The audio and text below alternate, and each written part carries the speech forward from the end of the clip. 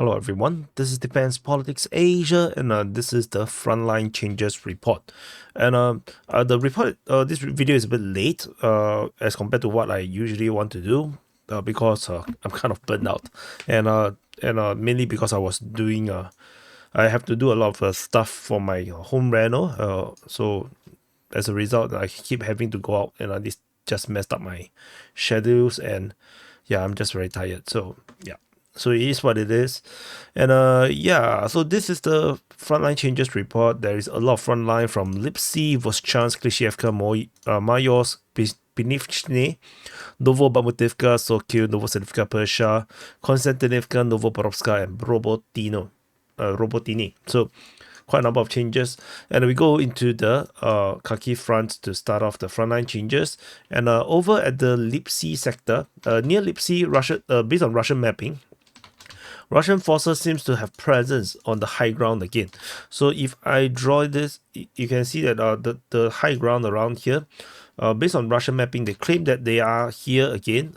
So this is not confirmed. We don't have the front any geolocations to confirm this. This is just a Russian claim. So the Russian forces now know is attacking Lipsy from this high ground position. So this is the frontline change over Lipsy. The next frontline change is over at Voschansk.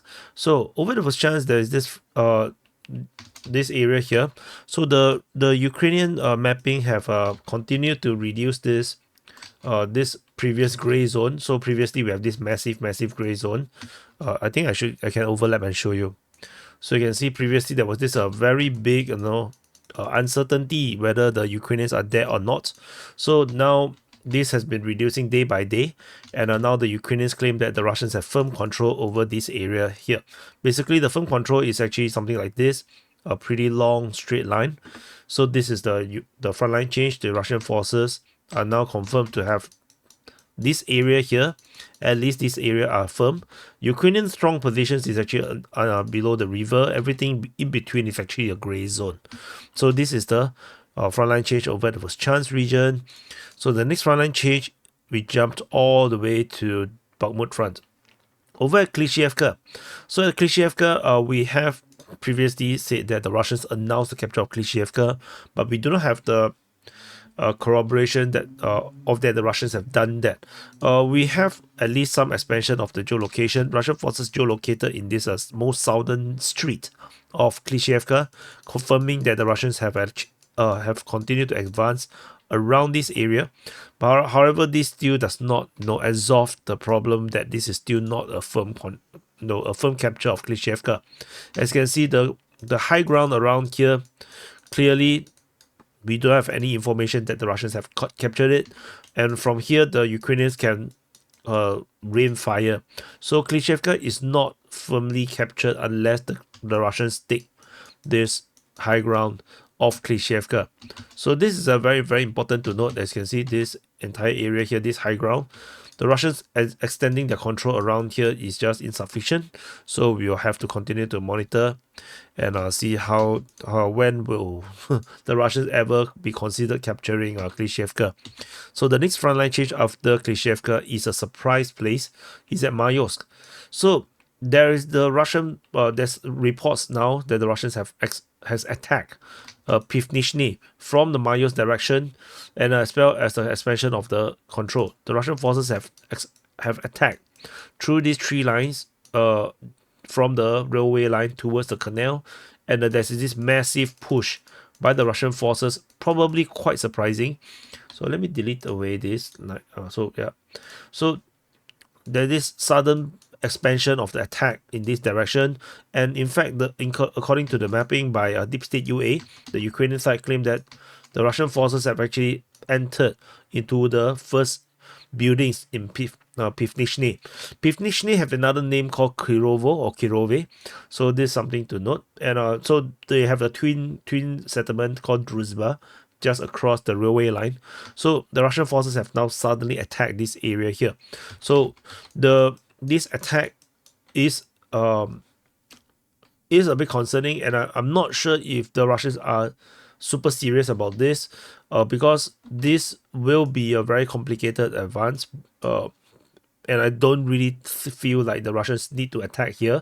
It doesn't look like a meaningful attack because there is still so much entrenchment around here.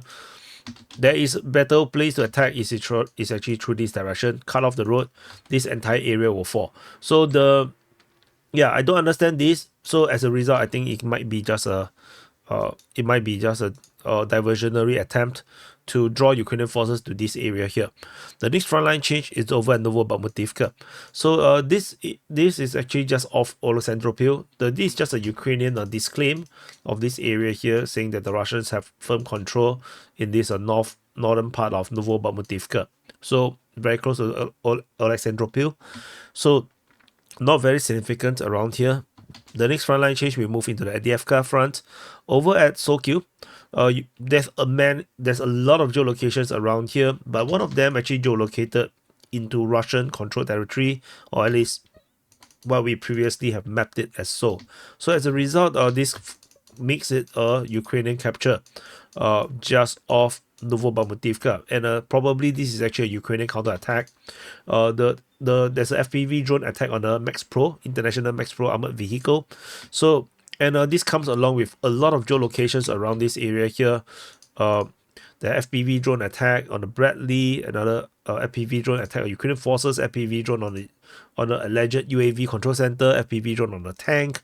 So another international Max Pro.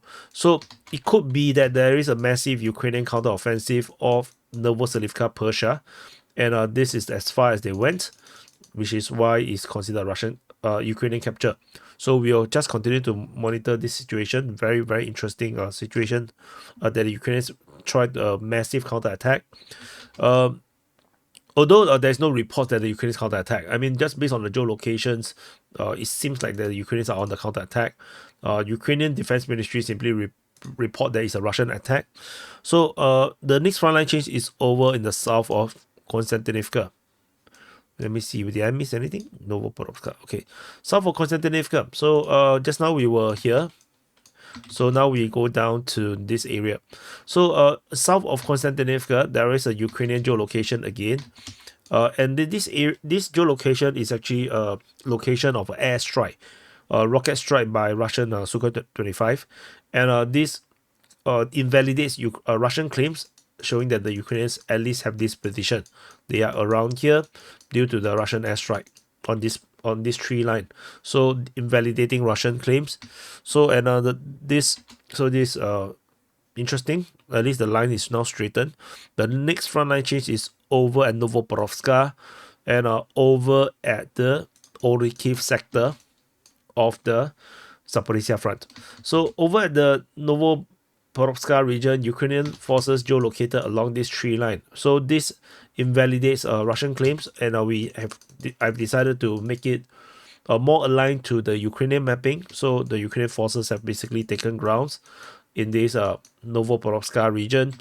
However, in the nearby Robotine, the reverse is true. Russian forces geolocated along this tree line north of Robotine, confirming that the Russians have control outside of Robotine on the northern side. So this is a pretty important geolocation. However, the context of the geolocation is a bit sad. This is geolocated by Deep State UA, and the story is that they in the video, the Russian forces actually executed 4 prisoner of war. So this is the situation. I didn't watch the video, so but this is the claim based on the post by Deep State UA. So that's about it over the Robotine and this other frontline changes report. So as this report is a bit long already, and because I'm already late, so the situation report will be tomorrow, but instead I probably do some frontline focus reports, and I'll see how this goes. Very demoralized, very no mood. So yeah, it is what it is. Daily reporting. This is just how it is. You don't get excited and motivated every single day, and so hopefully the information is helpful. As you probably should know already, this map you can actually access on the DPA's website, defensepoliticsasia.com/Ukraine. You can find the link in the description below. And yeah, thank you for watching, and I'll see you guys in the next update.